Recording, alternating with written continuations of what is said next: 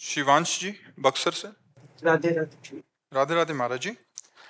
महाराज जी, हमें जो भी सुख अथवा दुख आता है वो हमारे ही कर्मों के फल से प्रारब्ध के रूप में आता है। ऐसे में अगर हमें किसी व्यक्ति के द्वारा कोई सुख या दुख आया तो उसमें उस व्यक्ति के उस नवीन कर्म को उसके परिप्रेक्ष्य में क्या ये तय किया जा सकता है कि उसके द्वारा ये शुभ व अशुभ कार्य हुआ है और उसके वो कार्य को उसके फल भी मिल जाएगा? अब इसको तो देखो भगवान ही जानते हैं, क्योंकि सर्वज्ञ तो भगवान है ना। हम लोग कोई अचानक व्यक्ति आता है हमसे प्रतिकूलता कर बैठता है, या अचानक आता है हमें अनुकूलता प्रदान करता है, तो मेरे तो ये प्रारब्ध बन गया। मैं तो ये मानूंगा कि मुझे जो प्रतिकूलता मिली है मेरा प्रारब्ध है, लेकिन वो हमारे प्रारब्ध से प्रेरित होकर पीट रहा है या नवीन कर्म बन रहा है, इसका निर्णय तो भगवान कर सकते हैं, क्योंकि वही सर्वज्ञ हैं। सब सर्वज्ञ तो है नहीं। इतना हम जरूर जानते हैं कि हमारे कर्म के विरुद्ध कोई हमारे साथ आचरण नहीं कर सकता। अगर हमको कोई सम्मान दे रहा है तो कोई कर्म है हमारा, और हमें कोई अपमानित कर रहा है तो कर्म है हमारा। लेकिन जो सम्मान या अपमान दे रहा है उसका नवीन कर्म बन रहा है, वो प्रारब्ध से प्रेरित होकर कर रहा है, ये भगवान जानते हैं। समझ पा रहे हो हमारी बात? इसका निर्णय केवल भगवान कर सकते हैं, क्योंकि वो पीछे का विषय है। अब वो नवीन हिंसा कर रहा है या प्रारब्ध से प्रेरित होकर के हिंसा हो रही है उसके द्वारा, इसका निर्णय भगवान करते हैं। इसलिए शास्त्र धर्म ग्रंथ एक सीमा तक, इसके आगे नेति नेति कह देते ना कि इतना ही नहीं, पूरा सर्वज्ञ तो भगवान है, वही सर्वज्ञ जानते हैं। समझ रहे हो बच्चा? हाँ। तो महाराज जी, मैं संपूर्ण शरणागति चाहता हूँ, पर इसमें मैं एक द्वंद्व की स्थिति में आ जाता हूँ। आपने बताया था कि घर जैसा भी समर्पित कर दो, मैंने वाचिक रूप से अपने कारण व स्थूल शरीर के सहित मन बुद्धि चित्त अहंकार के समर्पित कर दिया, परंतु जब पूर्व अभ्यास या विकार के वजह से कोई अनुचित कार्य बनता है तो उसे मैं ये नहीं स्वीकार करता कि ये भगवान की इच्छा से हुआ है, पर ऐसे में मेरा कर्तापन पुष्ट हो जाता है। उत्तम भक्त का लक्षण है, गुण तुम्हारे समुझे निज दोषा, जेहि सब भांति तुम्हार भरोसा, तुम्हि छाड़ी गति दूसर नाही, बसहु राम तिनके मन माही। यदि कोई अपवित्र आचरण होता है तो मेरा अज्ञान है, ये मेरी गलती है, ये मेरा दोष है, क्योंकि मंगल विधान भगवान कभी अपवित्र आचरण नहीं करवा सकते। अपवित्र आचरण होते हैं देहाभिमान में, अज्ञान में, मोह में, तो ये मेरी गलती है। नाथ, मुझे ऐसा बल दो कि मैं इस शरीर की गलतियों का त्याग करके और आपके चरणों का पूर्ण अनुरागी बन जाऊं। ये बिल्कुल ऐसा ही सबके हृदय में होता है जो भक्त पूर्ण समर्पण की ओर जाते हैं तो इसमें कर्ता तत्व रह जाता है। अगर जैसे देखो, अगर कर्ता तत्व का लय करना है तो समर्पण क्रिया करनी पड़ेगी, क्योंकि ये कर्ता तत्व तो बना ही हुआ है, तो कर्ता सहित दे दो ना। जैसे बिका हुआ घर का नौकर होता है, वो पेमेंट नहीं लेता। अनुचित कार्य प्रभु से प्रार्थना करो ना, प्रभु से विनय करो कि प्रभु मेरे इस अहम में जो दोष है इसे निर्दोष कर दो। तो मत चित्ता सर्वदुर्गाणी मत प्रसादात तरिष्यति। जब हम भगवान को चित्त अर्पित कर देते हैं तो भगवान की कृपा से सारे दोष नष्ट हो जाते हैं। मत चित्ता, हम जब भगवान से चित्त हटाकर विषय चिंतन करते हैं, कोई विषय क्रिया पहले नहीं होती, पहले उसका चिंतन होता है, पहले उसका संकल्प होता है ना। आप सब देखिए, कोई भी क्रिया करने के पहले संपूर्ण क्रिया होगी चिंतन में, फिर एकदम लालसा संकल्प बनेगा, तब वो बाह्य क्रिया होगी। ध्यायतो विषयान पुंसात् संगात तेषु उपजायते, संगात संजायते कामा, कामात क्रोधो विजायते, क्रोधात भवति सम्मोहा, सम्मोहा स्मृति विभ्रमा, स्मृति भ्रंशात् बुद्धिनाशो, बुद्धिनाशात् प्रणश्यति। ऐसे नहीं हो जाता। पहले विषयों का ध्यान होता है, उसका चिंतन होता है, फिर उसके संग की हमारे अंदर लालसा पैदा होती है, कामना होती है, कामना की पूर्ति में लोभ बढ़ता है, कामना की अपूर्ति में बाधा पड़ने पर क्रोध बढ़ता है। मूढ़ता दोनों से छा जाती है, लोभ से भी और क्रोध से भी। हानि ही हानि है। तो हम भगवान में चित्त आविष्ट नहीं किए। उस समय जब हम विषय चिंतन कर रहे थे तो हमने विचार क्यों नहीं किया कि हम शरणागत हैं? हमें शरण का चिंतन होना चाहिए, विषय चिंतन नहीं। हे नाथ बचाओ, मेरा मन विषय चिंतन कर रहा है। बढ़िया बन जाए। मत चित्ता सर्वदुर्गाणि, आगे मत प्रसादात तरिष्यति, मेरी कृपा से पार हो जाता है। प्रयास आप करो, कृपा भगवान की, विश्वास, पक्का कल्याण होगा। समझ रहे? अगर कल्याण न करना होता तो तुम नवीन बच्चे को ये सद्ज्ञान ही न देते। भगवान चाहते हैं तुम्हारा कल्याण, तो तुम साधु समागम प्राप्त कर रहे हो, शरणागत होना चाहते हो, निर्द्वंद अवस्था में जाना। बड़ी कृपा है। बस शांत भाव से थोड़ी जो त्रुटि है उसको संभाल लो। जो हमारा मन विषयों की तरफ जा रहा है उसको चिंतन करने का पूरा एकांत अवसर न दें। एकांत अवसर, अब 10 मिनट आप उसी में डूब गए हो जो डुबवा रहा है, फिर तो गलत हो जाएगा। जहां डुबवा राधा राधा राधा, वो कहेगा चुप रहो, इस समय कुछ मत बोलो, हमारी बात सुनो, हम तुम्हें बड़ा सुख प्रदान करेंगे। उसके सुख प्रलोभन में आप मत आइए। नाम चलाते रहे, नाम पहारू दिवस से। फिर कौन आपको बाधा पहुंच, जिसके पहरेदार नाम है, फिर कहाँ भ्रष्ट हो सकता है। बहुत अच्छे साधन पे चल रहे हो, बहुत अच्छे बच्चे हो, संभाल के निकलो। विषयों में, गलत चिंतन में जो हमारा समय है उसको हमें बाधित करना है। विषय चिंतन नहीं करने देना है, इंद्रियों को स्वच्छंद नहीं छोड़ना है। वो कैसे? वो नाम चिंतन से, भगवान का नाम जब। जहां आपको गंदी बात, राधा राधा राधा राधा राधा, देखना वो जलाएगा। बस स्वीकृति मत दो, चिंतन मत होने दो। भगवान का चिंतन जहां हुआ तो जीव भगवदाकार वृत्ति, ये मन भगवान में, बुद्धि भगवान में, चित्त भगवान में, अहंकार भगवान में, बहुत आनंद का विषय है। बस धैर्य पूर्वक चलते रहो। बहुत सही चल रहे हो, बहुत सही चल रहे हो। भगवान की बड़ी कृपा है तुम्हारे ऊपर। शांत भाव से आगे बढ़ते चले जाओ। कहीं कोई दिखावा, कहीं कोई बड़ाई का, मान का भाव ना आने पावे, तो यही मार्ग तुम्हें एक अच्छे सदगृहस्थ संत के रूप में प्रकाशित कर देगा। सदगृहस्थ संत, अंदर साधुता, बाहर से गृहस्थी का वेश, बहुत बढ़िया बन जाएगा जीवन। ठीक है? हाँ, अच्छे चल। आरती अवस्थी जी ग्वालियर से। गुरुदेव, आपके चरणों में कोटि कोटि नमन। गुरुदेव, जैसे कि आपने बताया है कि हम सभी लोग स्त्री व पुरुष की पोशाक पहने हुए हैं। जब किसी की मृत्यु होती है तो हम बोलते हैं कि वो चले गए। तो वो जो चले गए उसे हम कैसे पहचानें, क्योंकि हमारे अंदर भी वो है, तो आपने अपने अंदर उसे कैसे पहचाने? मन के बहकावे में आकर अब तक का जीवन तो बेकार हो गया, परंतु आगे नहीं करना चाहते। पहली बात तो ये है, किसका प्रश्न है? पहली बात तो ये है कि सोई जाने जेहि देहु जनाए। सबसे पहली बात है कि भगवान जिसे ज्ञान करा देते हैं वही जान पाता, और जो जान जाता है वो वही हो जाता है। सोई जाने जेहि देहु जनाई, और जानत तुम्हें तुम्हें हो जाई। अब दूसरी बात यह है कि जब भगवान ही हमको जनाएंगे तो फिर हम भगवान को अपना सर्वस्व माने। हमारा जितना संबंध संसार में है उसको हम घसीट कर पहले भगवान में, सबकी ममता ताग बटोरी, मम पद मने बांध बर डोरी। पूरा भरोसा भगवान का, एक आश्रय भगवान का, और निरंतर नाम जपने का प्रयास। ये दीर्घ काल निरंतर सत्कार सेवितो दृढ़ भूमि, बहुत लंबे समय तक ये साधन चले। भगवान का दृढ़ आश्रय, नाम जप और सत्संग।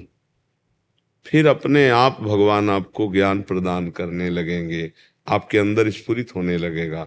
जब तक इन शरीरों में अपनापन है तब तक स्वरूप को नहीं जान सकते। 3 शरीर हैं, स्थूल शरीर जिसे देखा जा रहा है जागृत में, सूक्ष्म शरीर जिसकी स्फूर्ति होती स्वप्न में, और सुषुप्ति जिसको स्वभाव कहते हैं वो। ये तीनों शरीरों का जब राग मिट जाए तब जो हमारा आत्म स्वरूप है वो हमें अपने आप द्वारा अपना अनुभव होता है। ना इंद्रियों के द्वारा होता है, ना मन के द्वारा होता है, वो अपने आप द्वारा अनुभव होता है।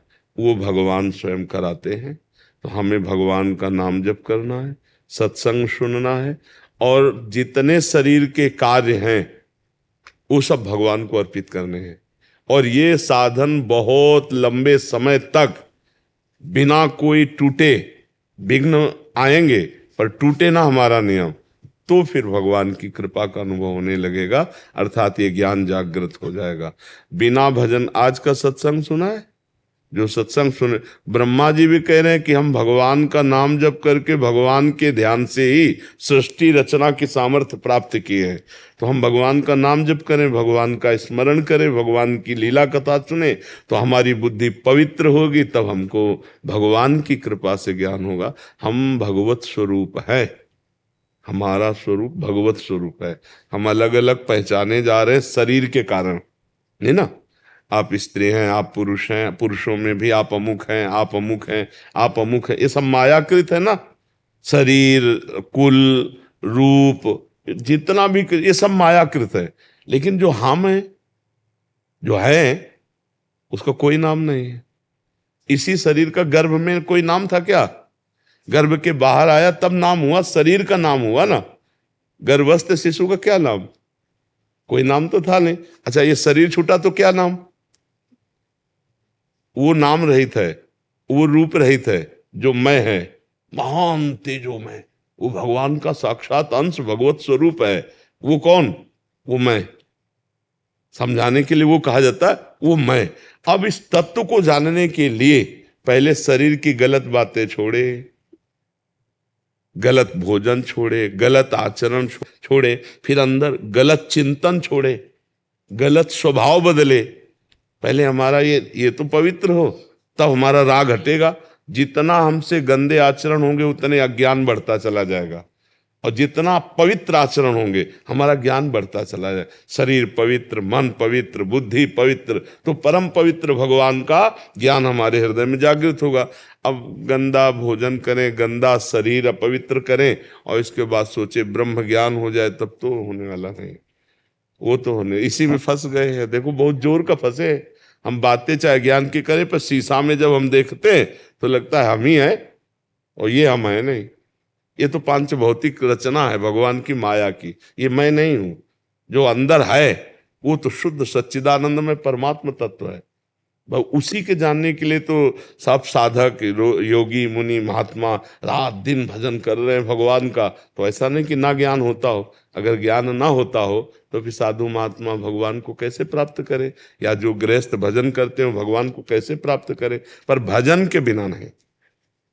जब तक भजन निरंतर नहीं होगा, शरीर संसार का चिंतन नहीं छूटेगा, गंदी बातें नहीं छूटेंगी, तब तक ये ज्ञान केवल बातों से होने वाला नहीं, ये पढ़कर के होने वाला नहीं।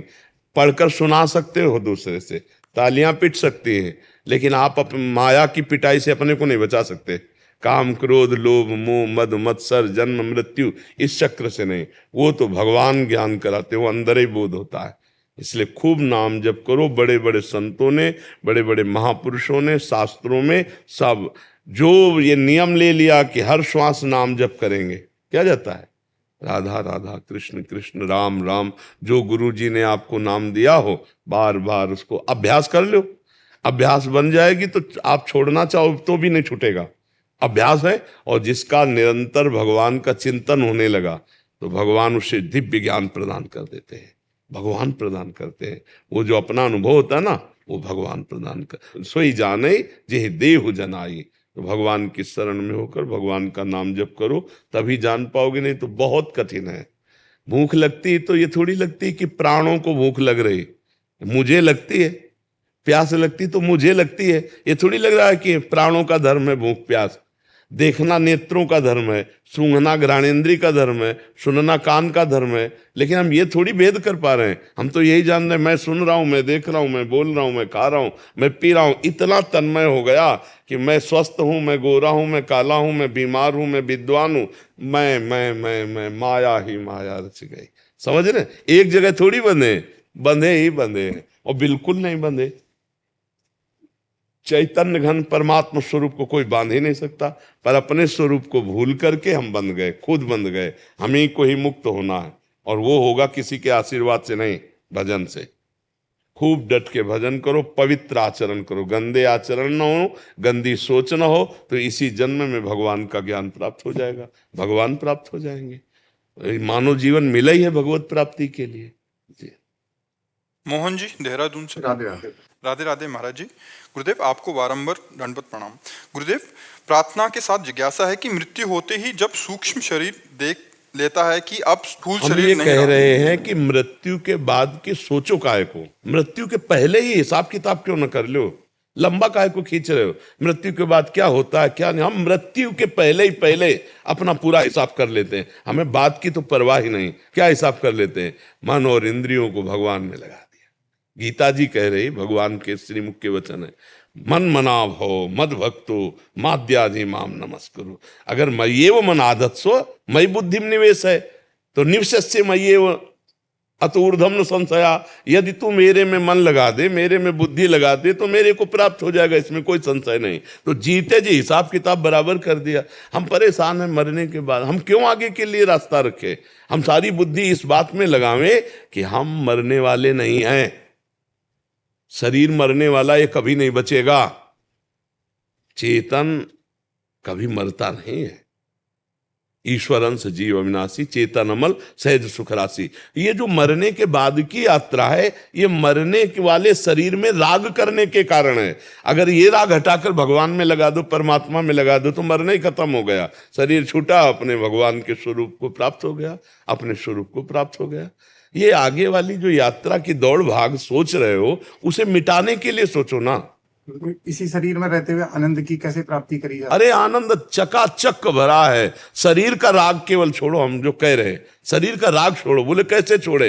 बोले हो ये विवेक मोह भ्रम भागा, तब सब विषय विलास विरागा। विवेक जागृत हो जाए, उसके लिए पवित्र आचरण। आप देखो जीवन में क्या पवित्र आचरण हुए, कितने गंदे आचरण हो चुके हैं अपने लोग सबसे। आप देखो ना, अब वो जो गंदा हो चुका है मन, उसको हमको धुलना पड़ेगा, हम ही को धुलना पड़ेगा। जो गंदगी हमने फैलाई उसे हम ही समेटना पड़ेगा। अब जब गंदगी समेटना चाहे तो गंदा मन गंदगी की तरफ जा रहा, हमें साथ नहीं दे रहा, बहुत जलन पैदा होती। वो कहता है ये भोगो, अगर ना भोगो तो जलन पैदा होती ना। अब भजन में बैठो तो प्रपंच की बातें करवा रहा है, बड़ी समस्या है ना। इसी को लड़ना कहते हैं, ये युद्ध है, हमको ये लड़ना पड़ेगा। इसी जन्म में आनंद की प्राप्ति होगी, नहीं तो सुअर कुत्ता बन के थोड़ी हम भजन कर पाएंगे। सुअर कुत्ता बन के भजन कर पाएंगे क्या? अन्य 84 लाख योनियों में कोई ऐसी योनि है जिससे भजन हो सकता है, एक केवल है मनुष्य योनि। तो अब अपने मन को बार बार समझाकर जहां जहां जाता है हटाकर भगवान के नाम में लगाओ, और जबरदस्ती जबान से नाम जप करो, जबरदस्ती जिद्दी स्वभाव बनाओ। नहीं, इतना जप करना ही है। और जब गलत प्रेरणा करे मन, तो जबरदस्ती मना करो, मत करो गलत, नहीं तो फिर दुर्गति हो जाएगी, बहुत दुर्गति हो जाएगी। ये मन ही, जितनी जेलें भरी, हम बार बार कहते हैं मन ही के द्वारा भरी हैं। मन बोले हम मन नहीं माना कर बैठे, मन नहीं माना मार दिया, मन नहीं माना हमने ऐसी क्रिया, तो जेल भरी है और नरक भोगना पड़ता है। तो मन को तो मनाना पड़ेगा, और मन को मना ले सोई महात्मा। वो चाहे गृहस्थी में हो, चाहे पैजामा कुर्ता पैंट शर्ट में, वही महात्मा है जो मन को मना ले। मन को मनाना बड़ा कठिन है, चाहे जिस देश में चले जाओ, चाहे जो भेष बना लो, अगर मन को प्रभु में ना लगा पाए मना के, तो संसारी ही है, वो पाखंड ही रहता है, वो कोई भगवान का भक्त नहीं, कोई महात्मा नहीं रह पाता जब तक मन भगवान में नहीं लगेगा। मन भगवान में, तो वो चाहे बालक हो, चाहे वृद्ध हो, चाहे स्त्री हो, चाहे गृहस्थ हो, वो भगवान का। पुरुष नपुंसक नारीवा जीव चराचर कोई, सर्वभाव भज कपट तजी मोहि परम प्रिय सोई। भगवान कह रहे कपट का त्याग कर जो निरंतर मेरा भजन करता है, चाहे स्त्री हो, पुरुष हो, कोई हो, बालक हो, वृद्ध हो, ज्ञानी हो, अज्ञानी हो, भगवान की कृपा से तेसाम हम समुद्धरता मृत्यु संसार सागरात, उसे मैं मृत्यु संसार सागर से पार कर देता हूं। अब डट के भजन तो करना पड़ेगा। अब भजन में मन नहीं लगता है तो हमको जबान से जपना पड़ेगा, यज्जिभ्यागे वर्तते नाम तुभ्यम। अब हम बोल रहे हैं राधा राधा राधा राधा राधा राधा राधा राधा राधा राधा राधा राधा राधा राधा, और इसी को धीमे उतारते चले जाओ, राधा राधा राधा। अब भी चल रहा है, बार बार अभ्यास करो तो अभी मन लग जाएगा, और ऐसे लग जाता है पूछो बैठे। अब चल रहा है, कोई प्रयास नहीं, कोई जान नहीं सकता, भजन कर रहे अंदर ही अंदर चल रहा है, अभी आनंद आने लगेगा। नाम चल रहा है ना, चिंता मत करो, शरीर छूटेगा, भगवान की प्राप्ति होगी। हम कहते हैं जब पुत्र के मिस से बहाने से नारायण पुकारा और भगवान के पार्षद आ गए, उसे भगवत प्राप्ति हो गई, तो जानबूझकर नारायण पुकारोगे, राम राम पुकारोगे, कृष्ण कृष्ण पुकारोगे, तुम्हारा कल्याण नहीं हो जाएगा। अब बोले भजन में मन नहीं लगा, ऐसा कैसे है भाई? रुपया जब तुम्हें जरूरत होती है तो फिर मेहनत चाहे जितनी पड़े, हमको ओवर टाइम भी करने में उत्साह रहता है, क्योंकि रुपये की जरूरत है।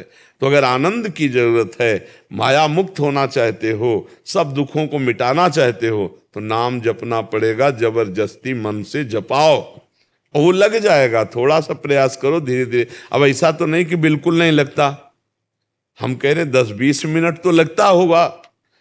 तो अनंत जन्मों का बिगड़ेल मन 10-20 मिनट लग गया तो वो बहुत बड़ी बात आ गई। हम धीरे धीरे उसको अपने अंडर में कर लेंगे, उसको हम अपने कब्जे में कर लेंगे। हमें निराश नहीं होना। खूब पहले भोजन संभालो, भोजन पवित्र होना चाहिए। अगर अन्न दूषित है तो फिर मन दूषित है। अन्न का बहुत बड़ा प्रभाव, भगवान को अर्पित करके पवित्र भोजन पाओ। दूसरे का अहित मत करो, दूसरे के बेईमानी का भोजन मत करो। ये जो अधर्म का पैसा और ये सब चोरी और घूस और इस तरह के पैसे जो है ना, ये वंश को पूरा खत्म कर देते हैं, ये पूरी बुद्धि भ्रष्ट कर देते हैं। इसलिए चाहे जो कोई हो, अधर्म के पैसे से बचो, धर्म की कमाई से, वो भी उसमें भी 2 रोटी दूसरों को देने की भावना, धर्म की कमाई में, और खूब भजन करो, इसी जन्म में आनंद हो जाएगा। हाँ, ये थोड़ी सोचने कि मरने के बाद जीव का, अरे हम मरने के बाद नहीं, मरने के पहले हिसाब करना चाहते हैं। वैसे पूछना क्या चाहते थे? जिस पर मृत्यु हो जाती है, सूक्ष्म शरीर देखता है कि स्थूल शरीर तो मर गया है, तो क्या उस समय भी मन भगवान का चिंतन नहीं करता? बिल्कुल नहीं, उस नहीं कर सकते। नहीं, कुछ नहीं, कुछ नहीं, उस समय कोई चिंतन नहीं, कर्माधीन। यही तो खास बात है, उस समय कोई चिंतन नहीं हो सकता। उस समय तो बस जो जिस कर्म के परिणाम से अंतिम समय उसकी जो स्मृति हुई, उसी स्मृति में तन्मय होकर के उसका शरीर छूटता है, और कर्म परिणाम में विवश होकर के उसे फिर भोगना होता है। उसका चिंतन भी महाराज जी वही चलता रहता है, मरने के बाद भी, जो बॉडी शरीर छूट गया उसके बाद भी चिंतन वही उस, तभी तो उसकी दुर्गति होती है। मतलब देखते हुए भी इतना। अगर चिंतन, तभी तो गोस्वामी जी कह रहे मन पछितई है अवसर बीते, दुर्लभ देह पाए हरि पद भज, करम बचन अरु जीते। मन पछितई है अवसर बीते, सुत बनितादि जान स्वारथ रत, ना करुणे सभी ते, अंतहि तो ही तजेंगे पामर, तू न तजय अब ही ते। मन पछितई है अवसर बीते। अकेला, सिर्फ अकेला, कोई साथी नहीं। और जो पाप कर्म किए हैं वही कर्म उसके दिमाग में छाए हुए हैं। एक एक कर्म का हिसाब उसको पता चलता है, मैंने ये कर्म किया, उसका ये दंड मिल रहा है। और भगवान का चिंतन केवल शरीर रहते कर सकते हो। इसीलिए तो देवताओं को दुर्लभ कहा गया है। मनुष्य देह कहा नहीं है, बड़े भाग मानुष तन पावा, सुर दुर्लभ सदग्रंथन गावा। आप अन्य शरीर में भगवान का चिंतन नहीं कर सकते। अगर भगवान का चिंतन करते रहे हैं पूरे जीवन और अंतिम में चिंतन बिगड़ जाए तो फिर भगवान का चिंतन हो जाएगा। जैसे भरत जी महाराज जीवन भर भगवान का चिंतन कर रहे थे और हिरण के बच्चे में चित्त फंस गया। अब अंतिम समय हिरण का चिंतन आ गया और शरीर छूटा और हिरण बन गए।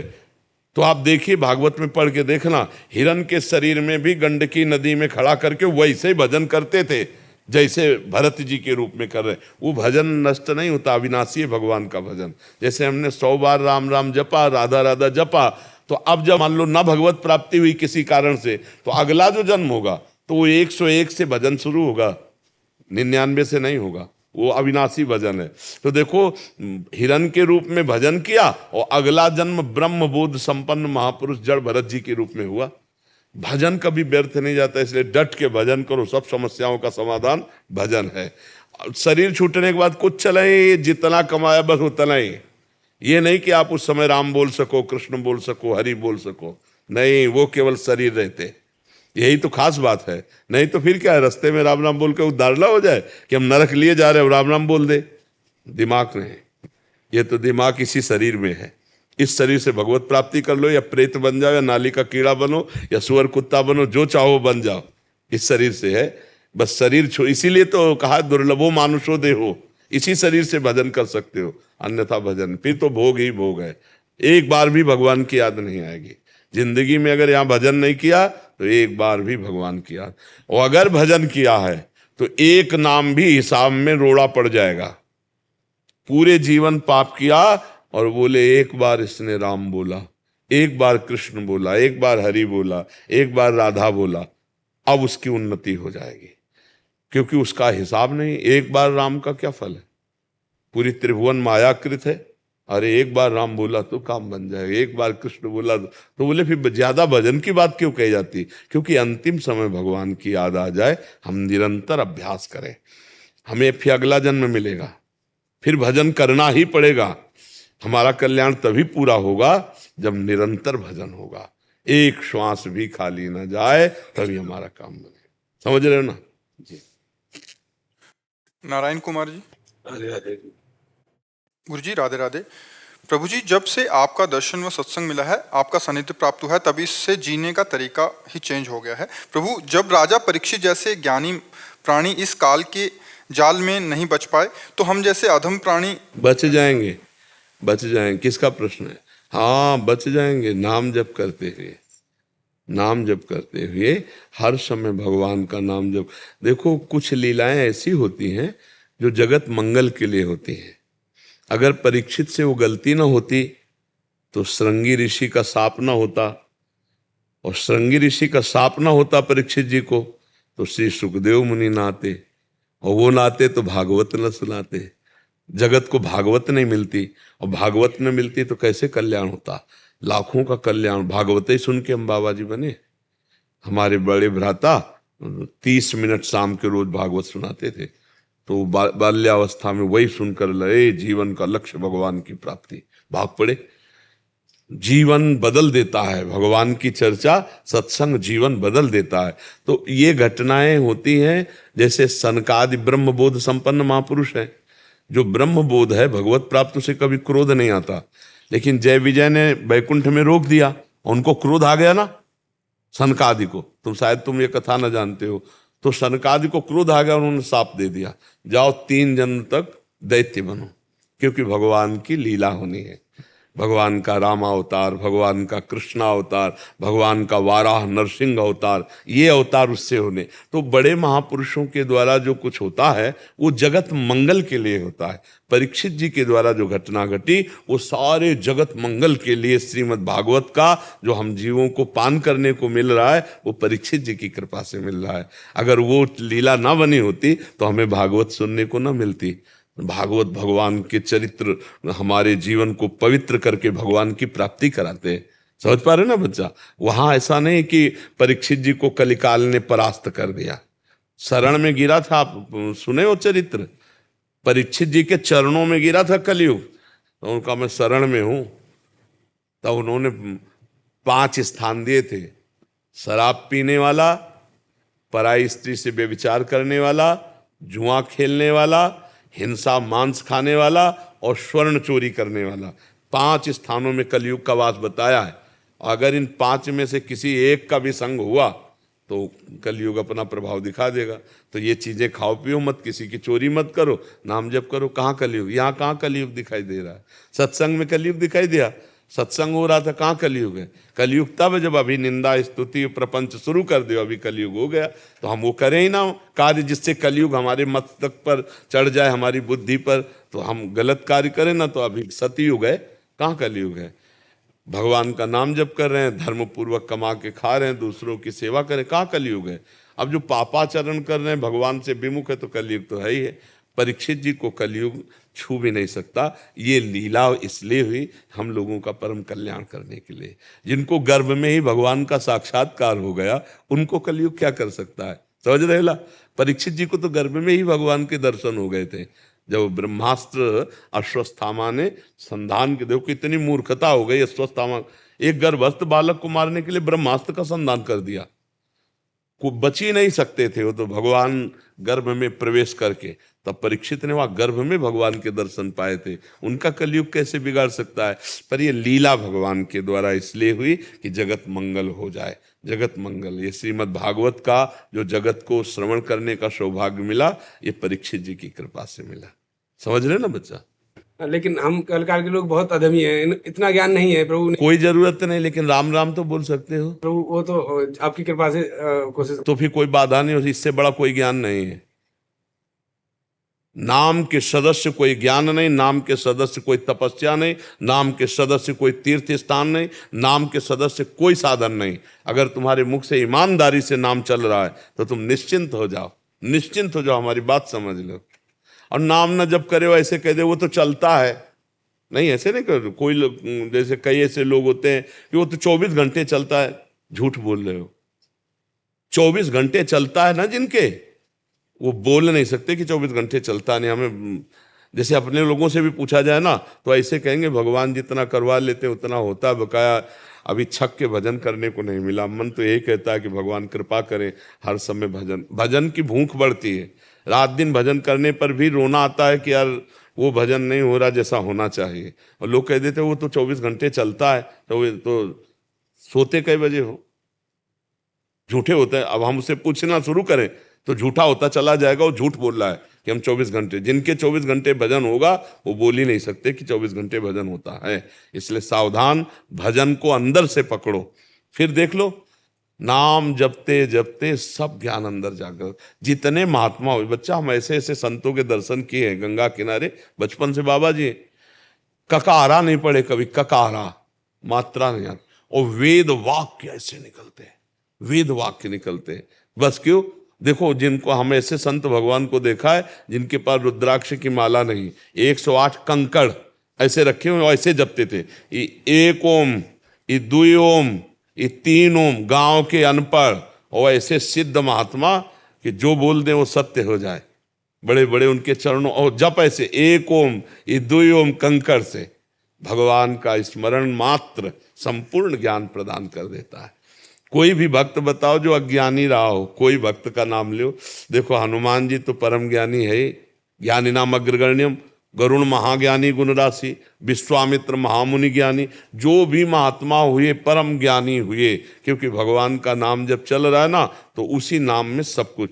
जैसे आप राम, कृष्ण या राधा, जो नाम है एक डिब्बा समझो जिसमें सब ज्ञान है, सब वैभव भरा हुआ है। अब जितना जब आप देखो, आपको तो इतना तो ज्ञान है कि हाथ जोड़ के पूछ रहे हो, गड़ासे से काट देते थे, दया नाम की चीज नहीं थी, सामान हो तो छीन लिया, नहीं है तो मार डाला, समझ रहे हो।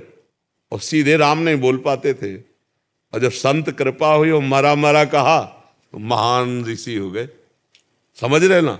तो विश्वास करो ये कथा थोड़ी है, ऐसा हुआ है। खूब नाम जप करो, भगवान को बस नाम पे तुम एकाग्रता कर लो। हम नाम पे ही केवल बोलते हैं, हर प्रश्न का उत्तर नाम होता है, क्योंकि सब शास्त्रों का सारा नाम है। और ये खूब महात्माओं से, संतों से, और जीवन भर का अनुभव करके नाम जो पकड़ ले तो बस पार हो गया। और नाम जप नहीं है, गोस्वामी तुलसीदास जी कह रहे राम राम राम जी है, जो लो तू न जपी है, तो लो तू कहूँ जाए, तिहूँ ताप तपी है। जब तक जबान से भगवान का नाम नहीं जपोगे, भाग के कहीं चले जाओ, केदारनाथ, बद्री, आए तो धाम है वृंदावन। भजन नहीं है तो आनंद नहीं, आप देख लो। और भजन है तो ये तो वृंदावन धाम है। शौचालय में बैठने में आनंद आ जाएगा। शौचालय में बैठे हो और भगवान के ध्यान में तुम मस्त हो, नाम चल रहा है, तो वहीं रोना आ जाएगा। अपवित्र जगह है, लेकिन परम पवित्र भगवान का स्मरण हो रहा है, वहीं आनंद आए। कौन सी ऐसी जगह है जहां भगवान नहीं है? विचार करो, सर्वत्र है ना। हाँ, तो इसलिए हम नाम जप करें बच्चा। कलयुग भी भगवान ही है। जब सब कुछ भगवान है तो कलयुग भी तो भगवान है। और जब आप नाम जप करोगे, अच्छे आचरण करोगे, तो कलयुग आपका सहयोग करेगा। और जब आप बुरे आचरण करोगे तो कलयुग आपको, देखो हम ऐसे समझो, जैसे हमारी भारत सरकार है और पुलिस व्यवस्था किए हुए, पुलिस व्यवस्था है ना, अगर आप सही चल रहे हो तो आपको पुलिस सपोर्ट करेगी, वही हमारी रक्षा कर रहे हैं और वही हमें पिटाई करके जेल भेज देंगे, है कि नहीं। तो कलयुग जो है पिटाई करके नरक भेजता है उनको जो भगवान से विमुख हैं, मदिरा पीते हैं, व्यभिचार करते हैं, मांस खाते हैं, दूसरे लोगों को छीना झपटी, मारपीट, हिंसा, ऐसे को। और जो नाम जप करते हैं, कलयुग सहयोग कर रहा है, बढ़िया सहयोग कर रहा है। देखो कलयुग का प्रभाव देखो, अगर उस जो 10-10 हजार वर्ष तपस्या करने का फल था, वो केवल 24 घंटे नाम कीर्तन करने से प्राप्त हो जाएगा। ये हम शास्त्र की बात कह रहे हैं। भगवान व्यास देव जी ने कलयुग की जय जयकार की है। जो बड़ी बड़ी तपस्याएं करने पर हजारों हजारों वर्ष फल मिलता था, 24 घंटे भगवान के नाम कीर्तन से वो मिल जाएगा। कलयुग का बहुत बड़ा प्रभाव। अन्य युगों में मन से पाप होता तो नरक की प्राप्ति होती थी, और कलयुग में मन का पाप नहीं लगता, पर मन का पुण्य लग जाता है। कलिकर एक पुनीत प्रतापा, मानस पुण्य होई और नहीं पापा। कलयुग का बहुत बड़ा प्रताप, इसमें दोष भी है तो गुण भी है। तो अगर हम भगवान की शरण में, तो गुण वाला कलयुग हमें सहयोग देता है, और जब भगवान से विमुख होते, पापाचरण करते, तो फिर पिटाई करता है, दुर्गति करवा देता है। हमें डरना नहीं है, कलयुग में बहुत बड़ा गुण है। हाँ, कलयुग एक नाम मात्र जपने से भगवत प्राप्ति करा देता है। बहुत प्रणाम है कलयुग को, जो कलयुग में साधना सफल हो जाती है, वो और युगों में बहुत कठिनता थी। अब देखो, दाहिने पैर के अंगूठे के बल केवल खड़े हैं, दोनों हाथ उठा के 10,000 वर्ष तक तपस्या कर रहे हैं, तब कहीं उनके आराध्य देव प्रसन्न होते हैं।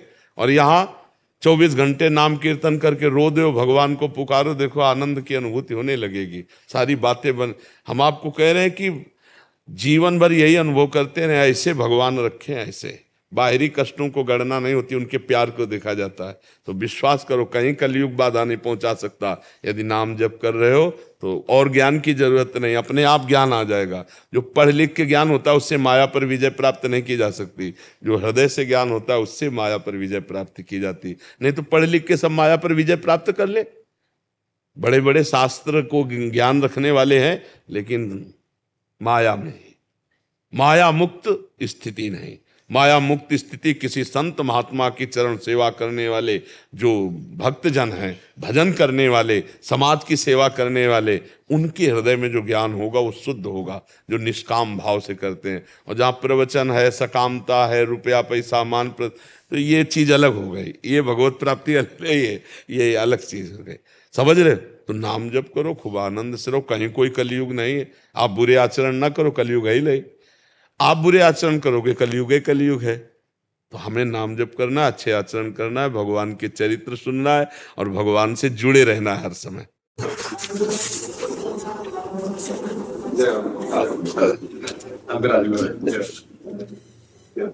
सती पावन श्री जी की प्रसादी।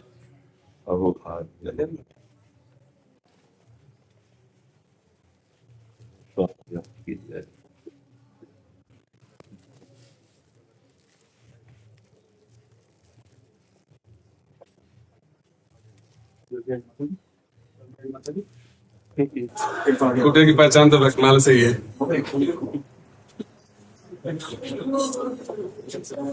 श्री जी प्रसाद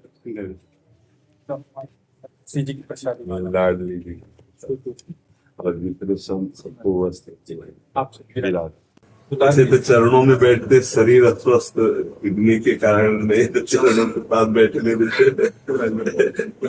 हरिवंश गोसाई भजन की रीति सुकृति को जाने के, राधा चरण प्रधान सोदन जाति करत खवासी, कुंज केली दंपति तहाँ की करत खवासी। भगवत प्रसाद प्रसिद्धता के अधिकारी, विधि निषेधने दास अनन उत्कट व्रत धारे। व्यास सुवन पथ अनुसरे, सोई भले पहचानी है। हरिवंश गोसाई भजन की, रीति सुकृति को जानी है। ऐसे ऐसे महापुरुष धाम के शोभा हुए हैं। हासो धीर उद्योत कर रसिक छाप हरिदासी, जुगल नाम सो नैन जपति निधि कुंज विहारी। अवलोकत रहे केली सखी सुख के अधिकारी। गान कला गंधर्व श्याम श्यामा को तोसे, उत्तम भोग लगाए मोर मरकट में पोसे। नृपति द्वार ठाड़े रहे, दर्शन आशा जास की। आसु धीर उद्योत कर रसिक छाप हरिदास की। ये सब ब्रज वृंदावन इसलिए धन्य है कि इन महापुरुषों के भी चरण रज भगवान श्री राधा कृष्ण भगवान की दिव्य लीला स्थली तो है, लेकिन भक्तों को भी लीला स्थली। जहाँ भक्त है वहीं भगवान है, और जहाँ भगवान है वहीं भक्त है।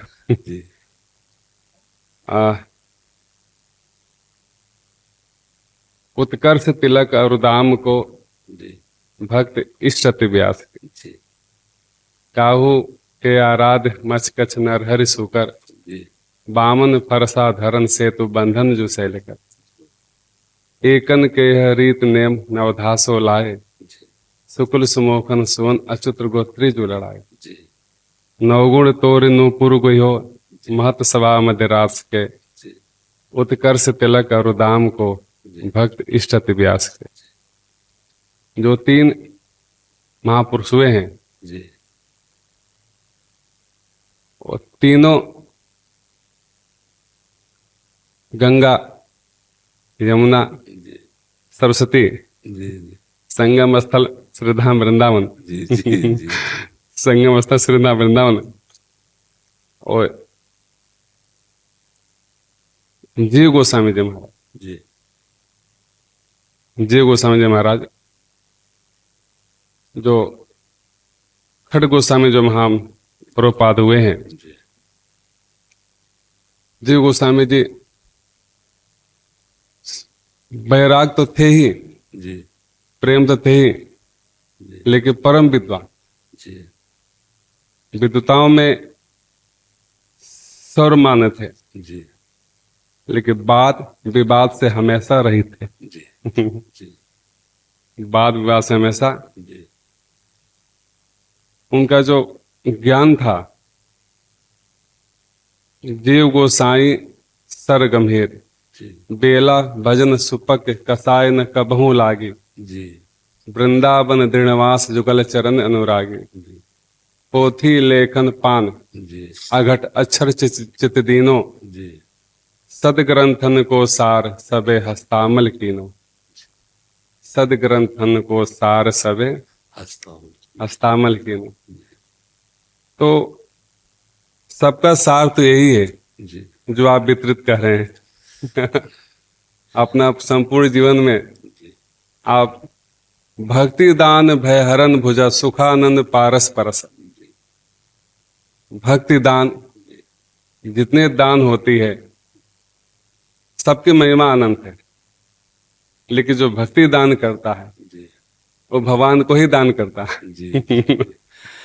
इसमें ये भगवान की कृपा, वो किसी को भी निमित्त बना सकते हैं अपने दासों में से, और वही अंतर में बैठ करके अपने रस का पान कराते हैं। अपने लोगों की सामर्थ्य नहीं है, अपने तो उनकी आफिस है। अपने जितने दास जन हैं उनके, अब वो किसी भी ऑफिस में आकर के बोल सकते हैं, निमित्त वो किसी को बना ले, क्योंकि जो भगवद रस है ये जीव की सामर्थ्य नहीं कि दे सके, ये इसकी ही सामर्थ्य से है। तो वही आकर के हृदय में प्रकाशित करते हैं और वही अपने स्वरूपों को पान करवाते हैं। निमित्त मात्र केवल, वैसे कर्ता केवल प्रभु ही है। किंचन मात्र जैसे इधर झांक करके देखा जाए ना, तो किंचन मात्र कहीं कुछ नहीं है, कुछ नहीं है, वही बैठ करके जी। देखने वाले को तो सर्वस्व। हाँ, बस ये वो देखने की दृष्टि है, तो इसीलिए मतलब एक संकोच सा लगता है।